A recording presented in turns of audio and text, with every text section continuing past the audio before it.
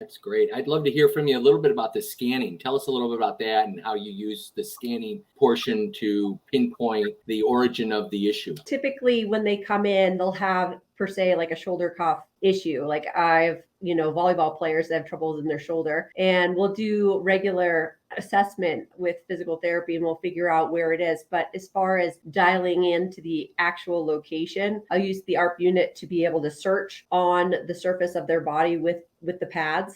So same thing, I'll use the wet pads to be able to search over front of shoulder, upper traps, back of shoulder, all the way into lat. So we can trigger and we provide a current at an increasing intensity over time. And with that information, wherever they have the pain response that's the highest, and then I move it a little bit, it's a 9 out of 10 here. And I find out exactly where that location is. And that's the area that we start training at with the motion that they need to do. So if it's a spike or if it's, whatever situation it is that they're going through, we can figure it out and we can dial into that response.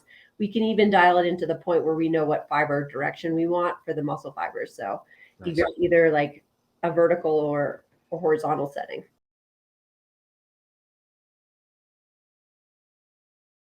Well, one of the most fun one was somebody that came in that had neuropathy into the legs and had difficulty walking for quite a long time. We're talking like decades.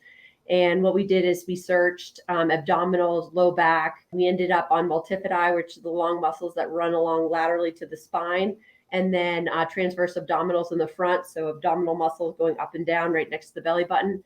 And we were able to correct her gait with walking. So I just hooked her up and had her walking on the treadmill. And then we followed that with the home program. So it was excellent because you have that carryover. And I think that's what PT misses most of the time is they go home, they do the exercises, but they're unable to really keep that program going. And when you're working with these stability muscles, it takes quite a bit more encouragement. Usually that's about a 6-week program in order to get the stability muscles working, and we can get them turned around a lot faster. I see, anywhere between 2-3 weeks, like half the time almost. So that's an exciting turnaround. We'll do other modalities in clinic as well, but the ARP therapy with the walking has been amazing to see. As far as what we're discussing tonight, the peripheral neuropathy baths have also been really outstanding here in clinic, because with peripheral neuropathy, learning in med school, typically we had always learned that if you have a traumatic injury or accident, your recovery of getting that nerve innervation back into your extremities, like your hands or your feet, you can pretty much get about 80% of what you'll get back in your lifetime within that first year. So what does that mean when you have like a patient that comes in that has chronic neuropathy that's been longer than a year, right? It's like I only have a 20% chance of getting any more, right? When I found the ARP neurotherapy, I was able to get considerably more back. It's just changed the whole game. I had a stroke patient that came in. Now, she came in 7 months after having a stroke, and it was a stroke where she couldn't speak, lost language centers. There was just a lot of functional deficits, unable to feed herself, extend her hand, that kind of thing. She had what we call a hemiplasia, which is one side neglect, one side decreased range of motion, decreased strength. And we put her hand in the bath, and we did about 6 to 10 sessions. That's typically on average what we're doing with people to be able to get their feeling back and their strength back. And she was unable to extend her hands. She was stuck in a flexion pattern. And by the end of that 10th visit, we had full extension, which was great.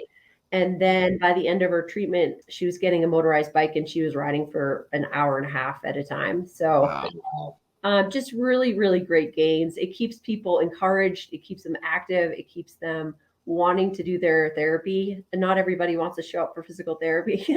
And so it's nice to see the gains. Dr. Megan, a quick question on, especially with this patient you just referred to, did you see that these results stayed, or did they come back for kind of a maintenance treatment?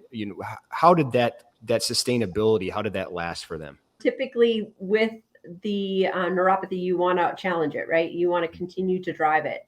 So you don't want to do one treat here and there. You want to try to pack them in and do as many as you can back to back, because if you stop, there's a little bit of a recourse, rewind back. So I would always encourage people to keep up with it and keep challenging themselves. And she was an active person in Colorado. It's hard to find someone that's not these days. So she just, keeps at it. Nice. And by doing so, we haven't had any backpedaling at all. Is this one of those cases where you have her just go home with one of your rental units, with one of the PRSs? Yep. Awesome. Exactly.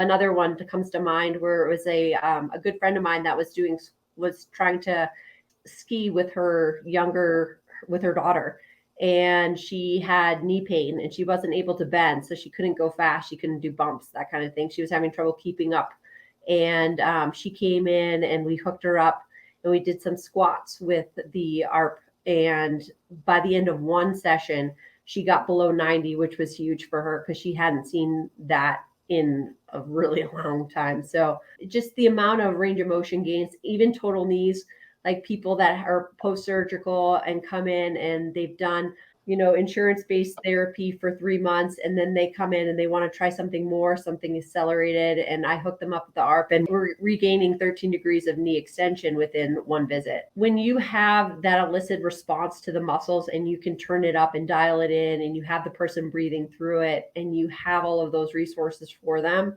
you have incredible results.